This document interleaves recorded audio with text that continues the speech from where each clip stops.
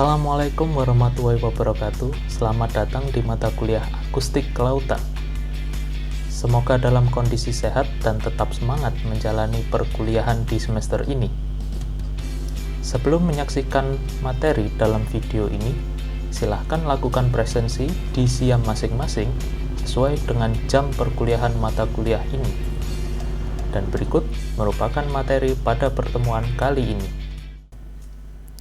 Pada pertemuan kali ini kita akan membahas tentang side scan sonar, yaitu basic search technique. Dimana jika kita lihat dalam RPS, ini merupakan pertemuan minggu ke-10 dengan topik side scan sonar basic search technique. Referensi yang kita gunakan adalah buku European Margin Sediment Dynamic, Side Scan Sonar and Seismic Image. Adapun tujuan pembelajaran yaitu mahasiswa diharapkan mampu menjelaskan tentang teknik pencarian dengan side scan sonar atau SSS. Adapun beberapa bahasan dalam materi kali ini yaitu pendahuluan, pre-search, search area and search pattern, dan yang terakhir terkait marking target. Kita masuk ke bahasan yang pertama yaitu terkait basic search technique on side scan sonar. Jadi ada namanya gather information.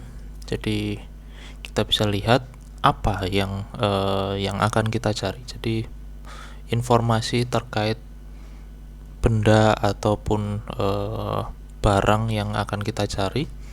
Jadi last known location. Jadi terakhir kali terlihat itu di mana. Kemudian terkait weather condition atau cuaca di daerah sekitar itu bagaimana, tidal, pasang surut, kemudian arusnya bagaimana, topografi dasar lautnya bagaimana, kemudian terkait target sendiri yang hendak kita cari itu perlu kita ketahui buoyancy-nya bagaimana, apakah buoyancy netral, positif ataupun negatif. Kemudian type of sea floor-nya, jadi dasar lautnya itu bagaimana, kapan itu hilang barang itu, atau kapan tenggelam, ataupun mungkin ya kalau black box, kemudian manusia itu kapan terakhir terlihat, dan size and shape, jadi ukurannya berapa, kemudian bentuknya bagaimana. Jadi informasi ini sangat penting untuk sebelum kita mulai mencari. Jadi apa target yang akan kita cari? Sebanyak mungkin informasi tentang target kita yang akan kita cari harus kita dapatkan informasinya. Apakah itu mungkin untuk mencari kabel bawah laut, atau mungkin kapal tenggelam, atau mungkin kalau pesawat jatuh itu pasti yang akan dicari adalah black box-nya, dan atau mungkin kita akan mencari namanya manusia atau korban. Jadi informasi akan menentukan cara untuk melakukan sebuah pencarian. Dibutuhkan sebanyak mungkin informasi terkait target dan lokasi pencarian sebelum memulai sebuah pencarian.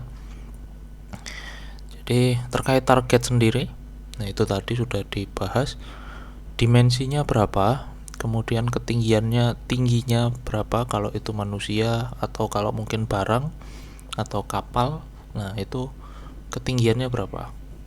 Kemudian buoyancy-nya itu tadi, kalau apakah buoyancy netral atau mungkin positif atau negatif. Nah, akan terus kemudian terkait buoyancy juga, apakah akan bergerak. Nah, kan karena kita mungkin ada waktu untuk mulai mencari dari terakhir kita melihat, pasti jika itu buoyancy-nya netral, otomatis itu tidak akan tetap ada di sana ketika terakhir jatuh. Nah, pasti akan bergerak bendanya atau targetnya itu. Kemudian terkait material structure-nya, strukturnya, materialnya apakah terbuat dari bahan yang ringan, otomatis meskipun itu tenggelam pasti akan tetap bergerak atau berpindah tempat. Kemudian last known location, jadi terakhir kali terlihat di koordinat berapa, di titik mana target yang akan kita cari menggunakan side scan sonar ini. Kemudian sebelum mencari, kita tadi juga harus mengetahui water movement and weather-nya atau pergerakan air dan cuaca di sekitar. Nah, jadi jika target yang akan dicari memiliki positif atau netral buoyancy, maka pergerakan air dan angin dapat sangat mempengaruhi letak target tersebut. Jadi biasanya untuk mencari menggunakan side scan sonar menggunakan teori atau metode rubber ducky. Jadi ini merupakan salah satu metode untuk menyebarkan kalau di sini adalah bebek yang dipasangkan oleh GPS. Jadi disebar banyak sekali bebek di laut. Nah, ini kemudian kita tunggu selama beberapa jam atau 1 jam. Jadi kita akan memulai pencarian itu di titik di mana sebagian besar bebek itu berkumpul. Jadi untuk area yang akan kita susuri atau yang akan kita cari itu adalah berdasarkan majority atau sebagian besar bebek itu berkumpul. Jadi ini merupakan salah satu metode untuk memulai survei atau memulai pencarian menggunakan side scan sonar. Jadi kita bisa lihat atau mungkin menggunakan forecasting atau data-data online terkait arah arus, arah angin. Nah, jadi itulah kita harus bisa melihat berapa kecepatan arus, berapa kecepatan anginnya. Kemudian dari situ mungkin kita bisa melihat atau mulai titik mana yang akan kita cari. Jadi sebelum melakukan pencarian juga ada namanya pre-search. Jadi sebelum pencarian. Jadi dilakukan sebelum melakukan pencarian, di mana terkadang ukuran target yang akan kita cari itu sangat kecil sehingga memerlukan jangkauan atau range sangat kecil. Artinya side scan sonar akan berada lebih dekat dengan dasar perairan. Nah, kita sudah mempelajari di pertemuan sebelumnya. Jadi ketika range-nya semakin kecil, gambar atau visual yang kita lihat di display akan semakin besar. Otomatis kalau range-nya semakin kecil, otomatis posisi tow fish-nya dari side scan sonar akan semakin dekat dengan dasar perairan. Oleh karena itu kita perlu melakukan research untuk memetakan kondisi perairan sekitar. Jadi apakah ada obstacle atau rintangan yang dapat membuat proses pencarian semakin lama. Jadi sebelum kita mengetahui atau sebelum kita mulai pencarian, kita harus memetakan dulu kondisi di sekitar target, ya kan? Jangan sampai nantinya ketika kita mulai pencarian, ketika kita tidak mengetahui lokasi atau kondisi sekitar, apakah di sana ada terumbu karang yang besar atau mungkin batu-batuan, atau mungkin kalau kita lihat di gambar itu mungkin apakah ada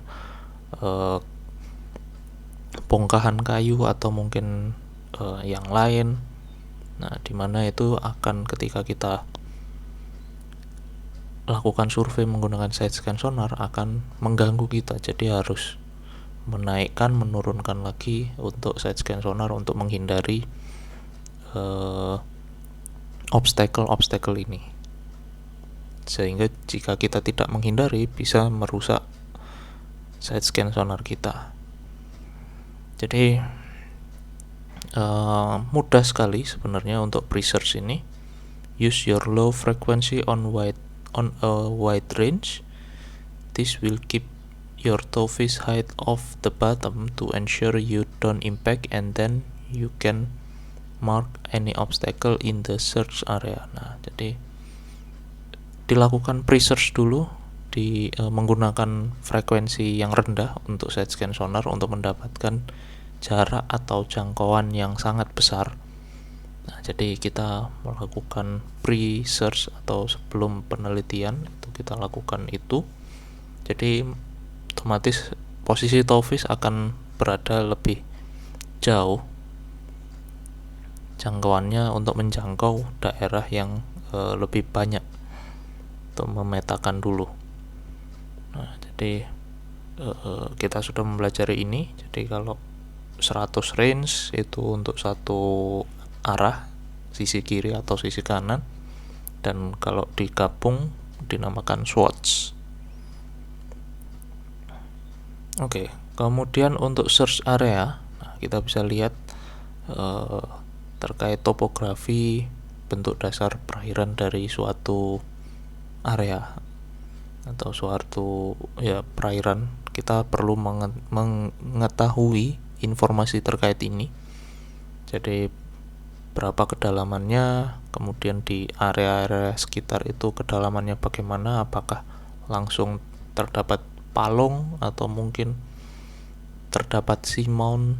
Nah, sehingga kita perlu mengantisipasi ini. Jadi saat proses pencarian perlu memprioritaskan area mana saja yang akan kita survei. Hal ini akan membuat pencarian kita lebih terarah dan menghemat waktu. Kemudian ini contoh adalah terkait search area, yaitu ketika yang warna kuning, titik warna kuning itu merupakan diduga target terakhir terlihat. Nah, jadi kita perlu memprioritaskan area-area mana yang akan kita survei terlebih dahulu. Jadi bisa kita lihat ada nomor 1, 2, 3, 4, 5, 6, 7. Nah, dimana otomatis area sekitar target itu akan kita survei terlebih dahulu atau kita cari menggunakan side scan sonar. Kemudian kita ke arah nomor 2. Nah, kenapa kok arah nomor 2? Kita lihat di informasi di petanya itu. Jadi terkait tidal current dan angin itu memiliki arah yang berbelok seperti itu, sehingga kita harus mencari, bisa jadi target ataupun benda yang akan kita cari itu bergeser posisinya ke arah sesuai dengan arah arus dan anginnya. Nah, sehingga kita mencari ke nomor 2. Jadi ketika kita tidak menemukannya di nomor 2, kita kembali lagi ke nomor 3. Jadi area sekitar targetnya lagi yang terakhir terlihat. Kemudian baru ke nomor 4, 5, 6, dan 7 seterusnya. Kemudian untuk terkait search pattern atau pola pencarian, jadi ada namanya pola pencarian paralel, pola pencarian expanding square, kemudian ada pola pencarian sektor, dan yang keempat adalah pola pencarian track line. Nah, jadi kita mulai dulu membahas tentang parallel search pattern. Pola ini sangat efektif untuk mencari lokasi target di area open water.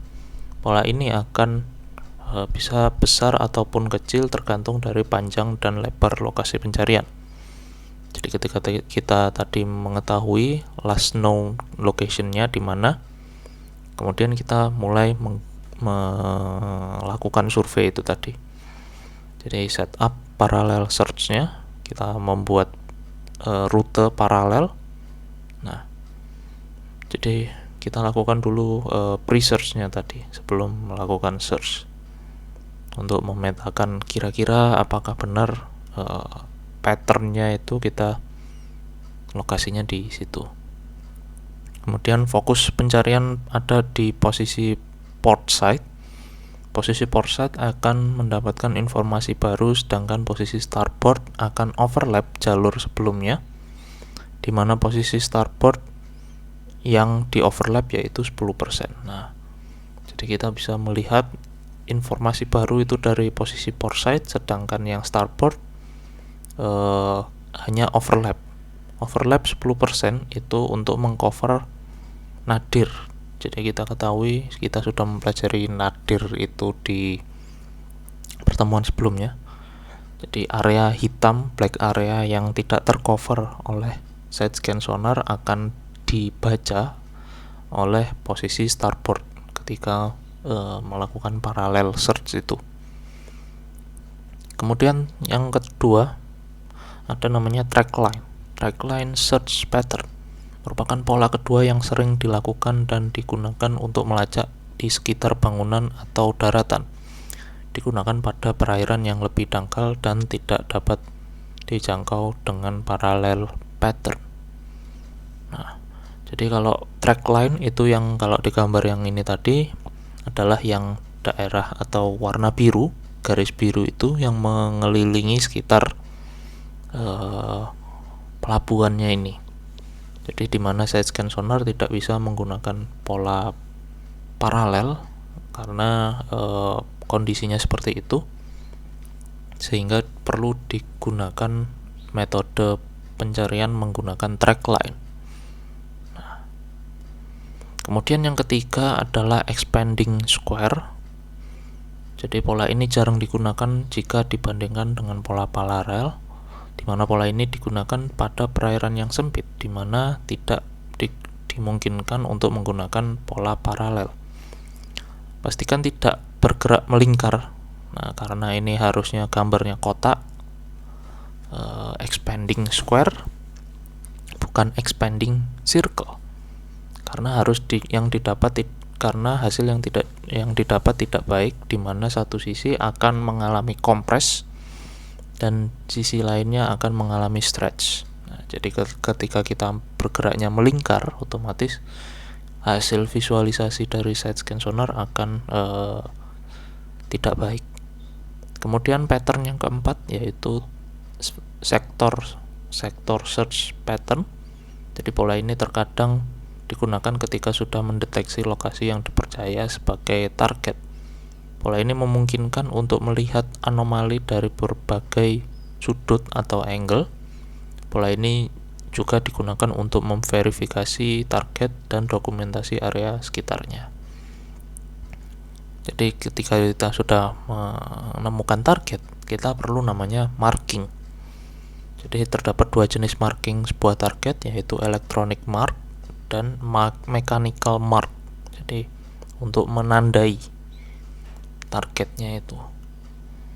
Kita bahas satu persatu. Jadi ada electronic marker, merupakan marking yang dilakukan menggunakan software, di mana kita dapat mendapatkan informasi detail terkait koordinat, latitude, longitude mendekati dari target, sehingga kita dapat melakukan recheck target tanpa harus takut side scan kita mengenai target tersebut. Kelemahan dari marking ini adalah posisi koordinat akan terlihat berbeda ketika posisi side scan kita berada di kedalaman yang berbeda dari sebelumnya. Nah, jadi kita memarkingnya di displaynya itu, di softwarenya. Jadi bentuknya seperti ini, kita bisa memarking, oh ini wilayah atau target kita yang diduga target.